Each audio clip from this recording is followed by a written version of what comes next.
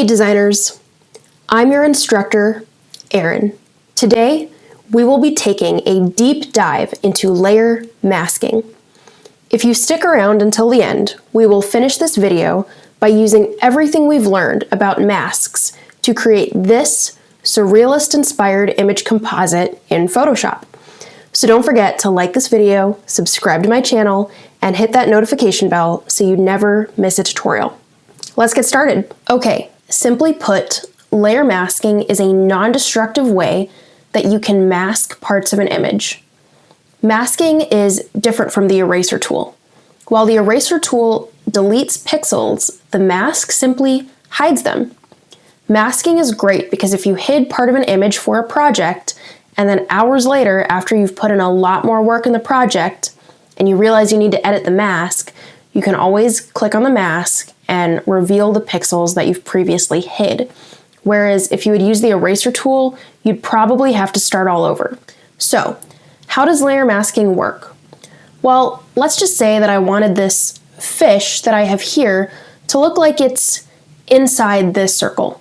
If I make sure my circle or my ellipse layer is selected, and then click on the mask icon here, the mask icon is that dark circle inside the white rectangle. It kind of looks like a Japanese flag.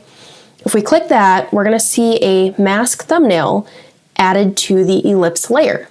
And once we have that thumbnail selected, I can grab my brush tool and non-destructively hide parts of this circle so it looks like it's sitting behind the fish.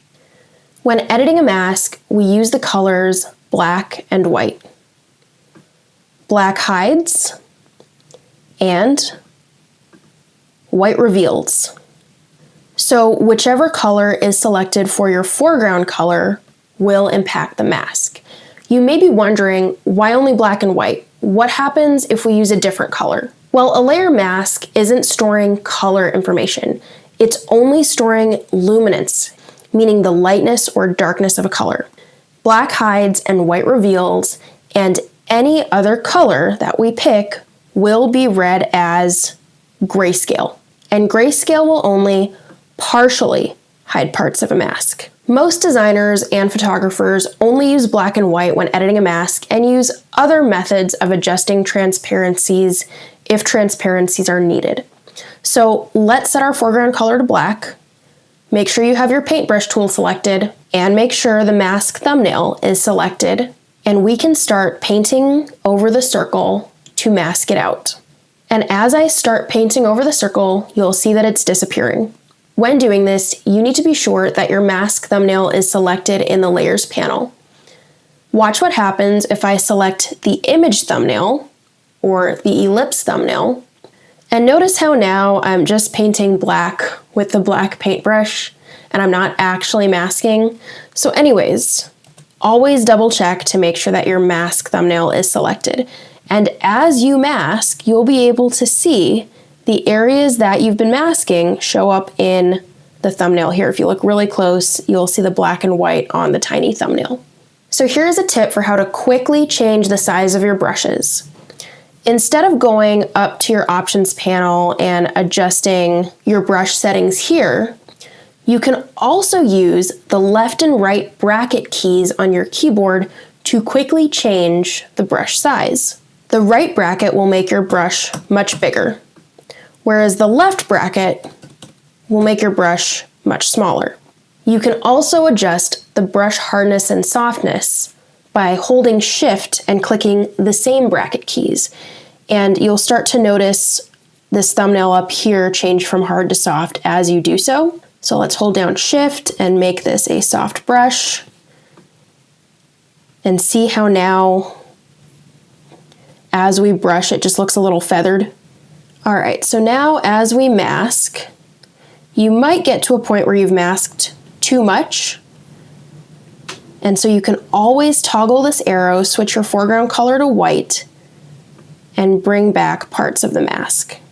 Do you see how masking adds a sense of illusionistic depth to an image, making it look like the fish is interacting with the circle or swimming through the circle? If you want to see what your image looks like without the mask, but you don't want to delete the mask, you can just go to the mask thumbnail, right-click the thumbnail and click Disable Layer Mask. And that's what it looked like before and after. All right, so what if I wanted to remove a big chunk of this image, such as the black background? Using the method I just showed you, we can unlock the background layer, add a mask, and using our paintbrush tool, just mask away the background, right? Well, if you want to get fired from your graphic design job, sure. But there is a much better way. Photoshop has this awesome little group of selection tools right up in the toolbar panel. So let's grab our lasso selection tool, which is this freeform selection tool. And now let's select the area that we want to preserve. So I'm just going to make a quick selection around the fish, the area that I want to preserve. And if you were paying attention in my last video and you happen to know what these little moving dots are called, let me know in the comments. So now when we hit the mask button, it will mask anything that we didn't select. Notice how it did not impact our circle layer because we were masking our fish layer, not our ellipse layer. But we want a more precise selection. So now let's try our magnetic lasso tool. This is a fun tool that when you click and drag, it automatically detects edges as you hover over your image. As you move across your image, it plots these little anchor points that hold the selection in place. You can also manually click and click and click to plot your own manual anchor points. And if you want to remove a point to backtrack, all you have to do is press delete on your keyboard. And as I press delete, it deletes the last anchor point. This tool was all the rage back when I learned Photoshop in 2009. I kid you not, this is how I used to make all my selections because I thought it was kind of fun. But luckily, Adobe dropped the hottest selection tool in 2019 that changed the game, the object selection tool. So if we click up here and grab the object selection tool and zoom back out, you can hit Command D to unselect our last selection. The object selection tool allows you to hover over an image and it automatically picks up areas you can select, or you can just click and drag and kind of let it do its thing. All right, so what happens if we accidentally select the wrong area and then mask the wrong area? And now I've accidentally hid my fish. That's an easy fix. Just hit the key command, Command I, or on a PC, Control I. You can also invert a selection with a similar key command, Command Shift I. So before you make the mask, if you realize your selection was wrong, you can inverse your selection and notice how it's selecting the fish and then the background as I hit that key command. Okay, so another great tool is the Magic Wand tool. This tool picks up color with one click, and with one click you can select an area and it selects every pixel touching it that shares a color or color range. So I'm just going to grab black, and it selected all of the black pixels around it, and you can also adjust that color range using the tolerance setting. If I drop my tolerance to 1, and if I click the fish has more of a color range. It just selected 1 pixel because all the pixels around the fish are slightly different colors of orange. But let's just say I bring my tolerance up to 30. Now it's going to select a wider range of orange. Similar to the Magic Wand tool is the Quick Selection tool. But instead of just clicking once with this tool, you can click and drag. Okay, here is the last trick I'm going to show you. This works with many selection tools, but I'm going to use the Polygon Lasso tool to demonstrate this. The Polygon Lasso tool allows you to make a selection of straight lines, and as you click, click, click, it makes a shape, a polygon shape, hence the term Polygon Lasso tool. So if you have an existing selection, like we do now, but you want to make it bigger, like let's just say we need to get more of the fish in the selection, you can hold down Shift and look at my cursor change. Do you see that plus sign? coming up next to my cursor, when I see that plus sign, I can click and click and click some more and add to my existing selection. And see how my selection got bigger? You can also subtract from the selection by holding down the Alt or Option key, and you will again see my cursor change. And I can click and click and click, and now I am removing parts of my selection. There you go. And finally, if you need to deselect, all you have to do is click Command or Control D. Now that you know your way around the selection tools, take some time to play with them, get familiar with each tool and their unique functions to help you become a more efficient Photoshop user. All right, so let's just say we want to take this geometric pattern and Photoshop it so that it looks like a mural on this wall. However, the subject is in the way. Well, what we can do is we can make a selection on the subject layer, but add the mask to the pattern layer. You are not limited to the layer you select. So I'm just going to go ahead and click this I button to keep my mural hidden for now. And now, using the object selection tool we just learned about, I'm going to click and drag and hope that it selects my subject. I think it will because there's enough contrast. Oh, and it didn't. And why not? Because I had my above layer selected, so my mistake. Let's just hit Command D, hit our background layer, and let's do it again. Click and drag. There, now we have a nice selection of our subject layer. Now go ahead and unhide your mural and make sure it's selected, and now hit that mask icon. All right, not quite what we were planning, but you just learned how to fix this. So go ahead and invert the mask by clicking Command or Control I. So far so good, but let's just say I wanted this mural slightly bigger and to the left. So I'm going to hit Command T to get the bounding box around my mural, and I'm going to resize it, make it bigger, but oh no, what happened? The mask got transformed with the mural.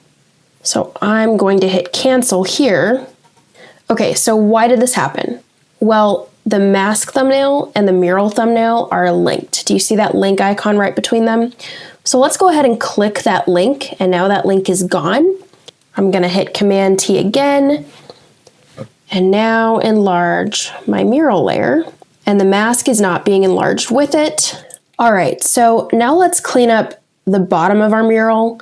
You'll see that this perfect straight line we have does not match the reality of the wall to floor connection where it's much more jagged.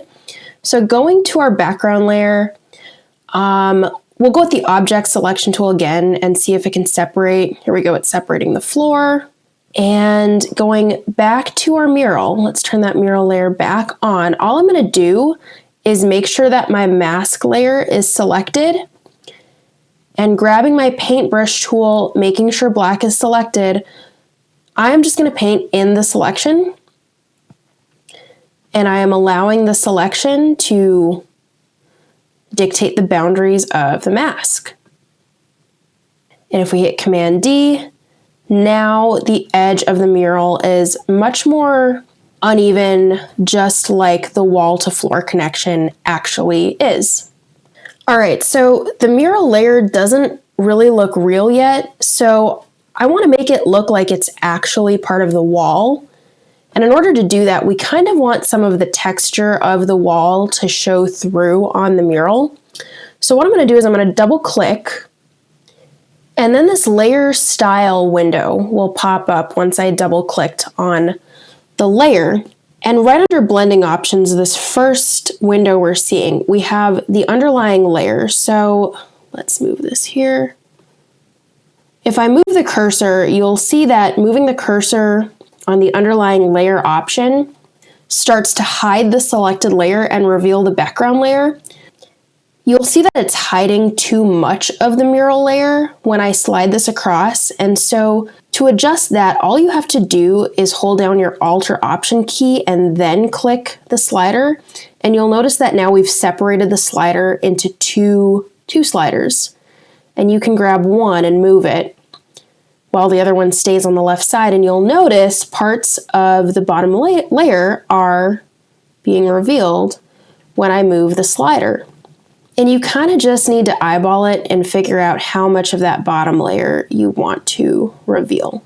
I think I'm going to leave it right there and hit OK.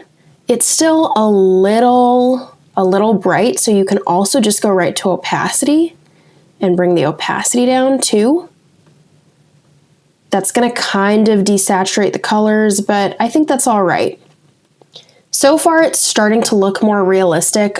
I'm not loving the blue colors with her skin tone. I think she's got kind of a cool skin tone, and I'm not sure if this cool blue is working super well with her skin tone. So I'm going to go to adjustments that I have right next to properties, and let's select hue and saturation. If we click colorize, the colors always just correspond with this bar here when you click colorize. And so I'm going to make this more of I kind of like the purple, but you'll see what's happening is that the hue and saturation layer are affecting both the mural and the background. And I don't want the entire image purple. So I'm going to select the clipping mask option. And what that will do is clip it to only the layer right below it. So now we have this purple background layer. I want to bring the saturation up a bit. And you can make this any color you want. If you want a red, I don't think red is quite right. If you want a green, which is kind of cool, you can make it green. And then go ahead and hide this layer to see the before and after and figure out what looks best to you. Okay, so before we create our surrealist composition, I'm going to give you a brief art history lesson about the Dada and photo montage movement and how that led up to the surrealist movement, which is inspiring our composition we're going to make today.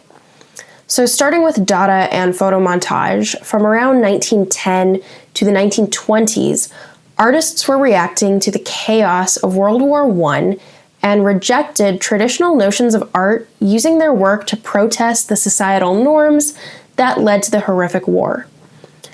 Artists like Hannah Hawk began cutting up newspapers, magazines, and photos.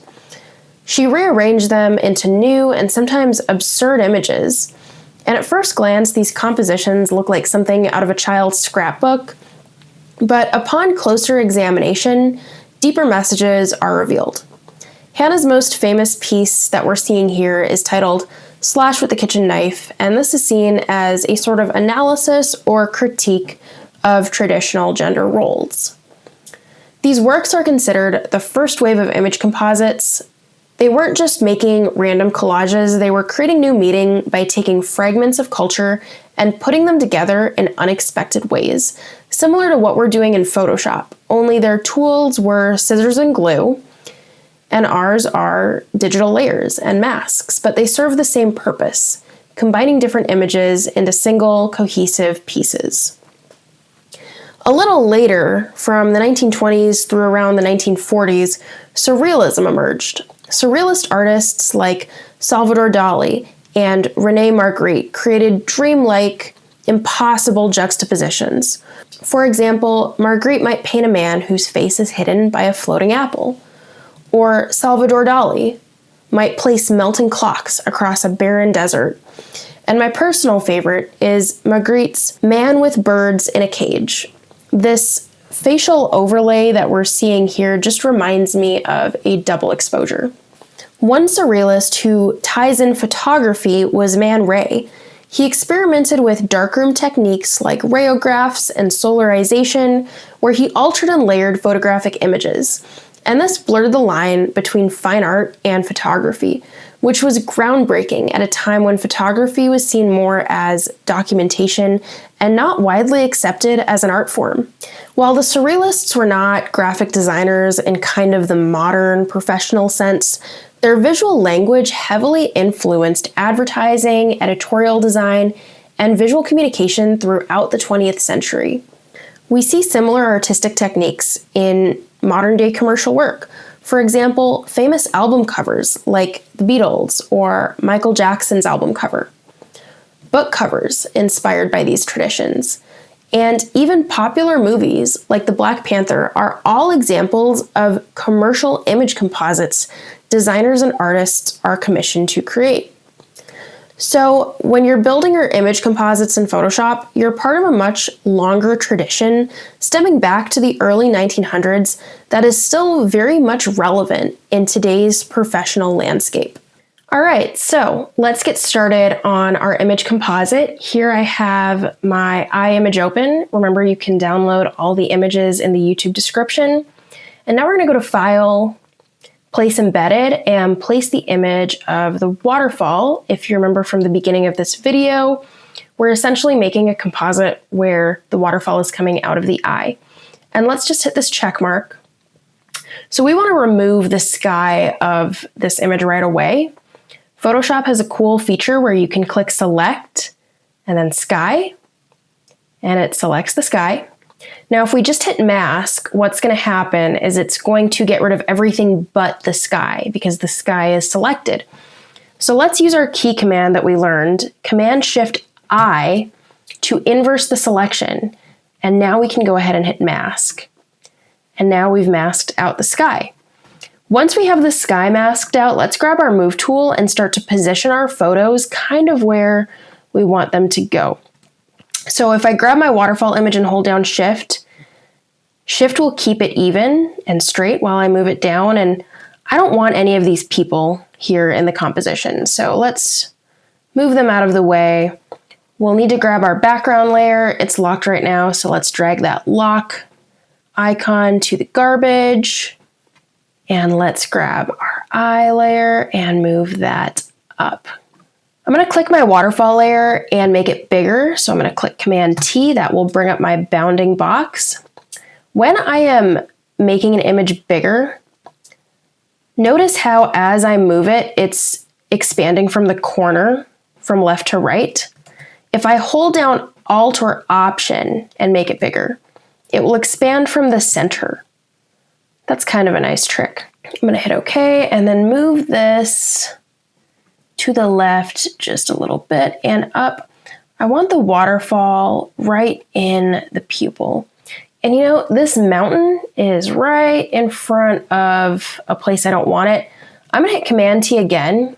And I know we don't normally do this. We like to keep the photos proportional, but no one's gonna really be able to tell if you stretched it just a little bit to the left. Not a big deal. And then make sure that waterfall is center on the eye and hit OK.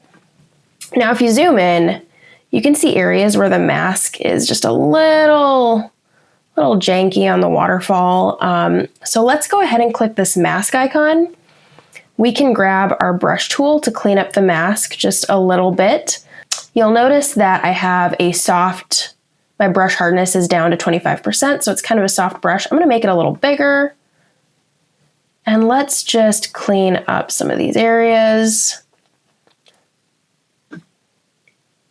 And it's going to be up to you to switch from black and white and to figure out what areas you want to hide and what you want to reveal. All right, that's looking better.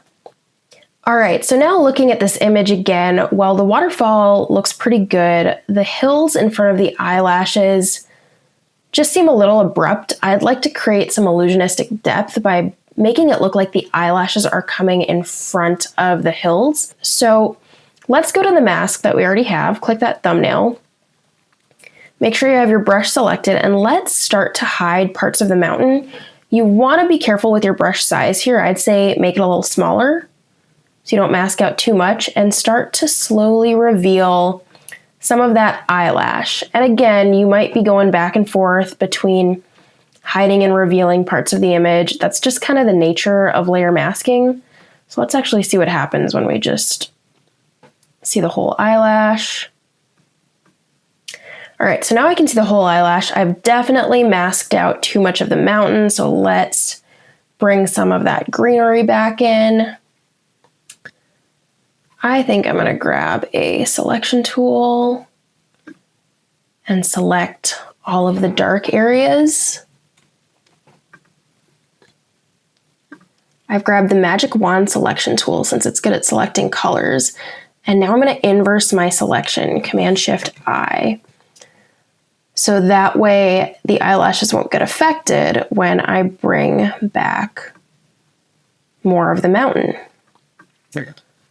And so now it's going to look like the mountain is kind of sitting behind these lashes. All right, so now we have our mask situated. One problem is that the lighting in the eye photo is quite a bit brighter than the lighting in the waterfall photo. So we're gonna add some adjustments to make this look a little more cohesive. I'm gonna click my eye layer and go to the adjustments panel and click color balance. So the color balance feature is really cool.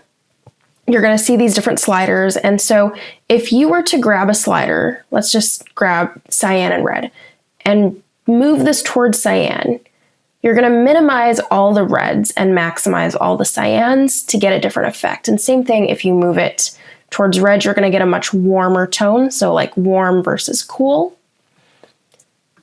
And you can play around with that to see which colors you want to emphasize and which ones you don't. Now, I love color balance, especially when doing portrait photography. Let's reset it with this little arrow here. I'm going to reset all of those numbers. Oftentimes, many people have like a green or yellow undertone that they're a little insecure about. And so if you grab the slider and if they seem to have a yellow undertone and you move it towards blue, you kind of minimize the appearance of that yellow undertone or that green undertone. And that's kind of a nice feature for portrait photography. The numbers we're going to use for this image is going to be -24 for the cyan and red slider, 5 for the magenta and green slider, and -9 for the yellow and blue slider. And the reason we're doing these numbers is I actually want to bring out more of the greens in this skin tone. I know it's not typical to want to bring out greens in the skin tone, but I want this to start to blend with the greenery of the mountain. You're going to want to keep an eye on the position of your color balance. If you added your color balance layer above both layers, the color balance is going to impact both images. You can just move it below the waterfall layer and then it only impacts the layer below it.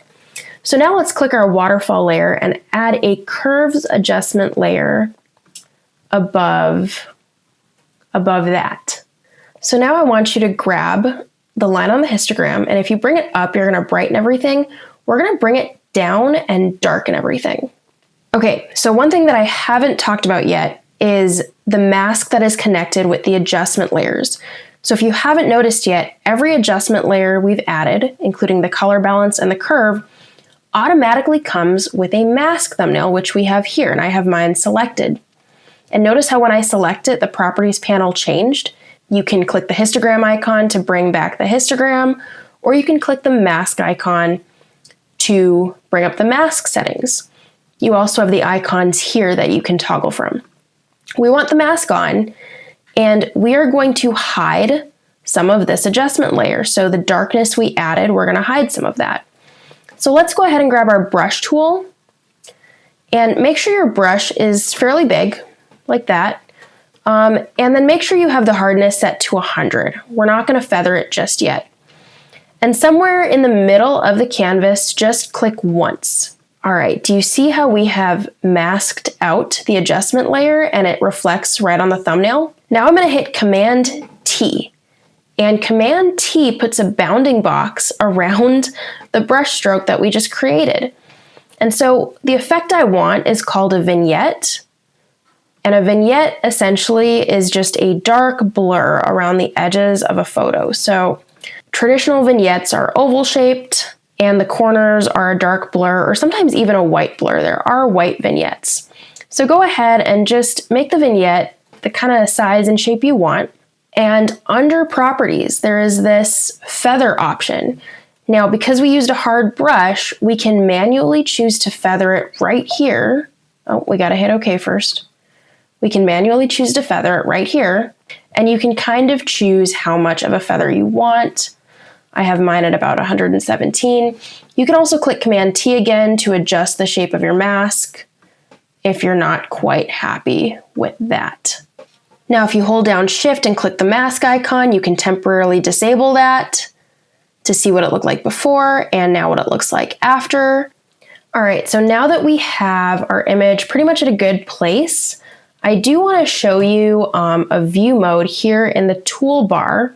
If you hold this button down and go to full screen mode, it'll give us the opportunity to view our image full screen before exporting.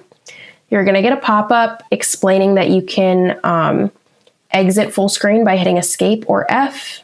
Just hit full screen. You can zoom in, and there you have it. You created a Surrealist-inspired image composite using different filters and masks and vignettes. I hope you found this video useful. Don't forget to like and subscribe. Thank you so much for watching.